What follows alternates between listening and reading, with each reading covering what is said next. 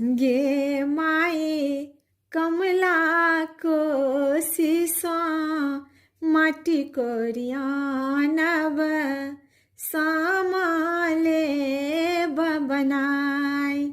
गे माए कमला को सीसा माटी कोरियानब सामाले बनाए।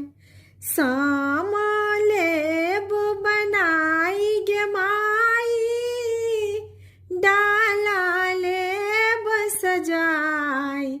गे माए कमला को सीसा माटी कोरियानब सामाले बनाए।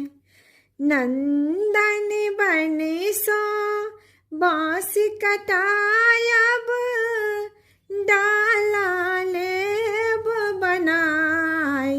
गे माई ताही बिच सजायब समाहे चकेबा सुंदर पट पहिराई।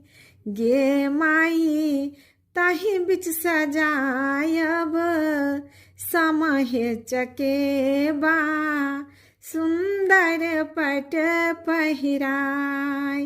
गे माई कमला को सीसा माटी कोरियानब सामाले बनाए। निक निक बने बई ढोलिया बजनिया चुगला लेब बनाई।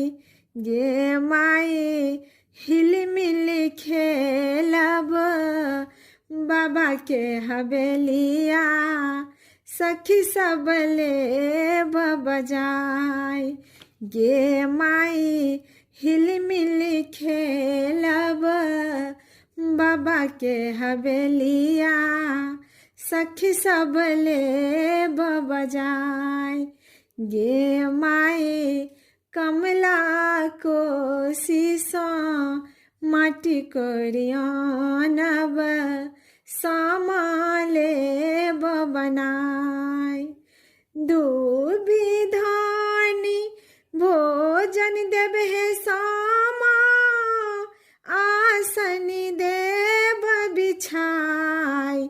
गे माई युग युग जीवथु हमर भैया असरा देब पुराय। गे माए युग युग जीवथु हमर भैया असरा देब पुराय। गे माए कमला को सीसा माटी कोरियानब सामाले बनाई। सामाले बनाई गे माई डाला लेब सजाई। गे माई कमला को सीसा माटी कोरियानब सामाले बनाई। गे माई कमला को सीसा माटी कोरियानब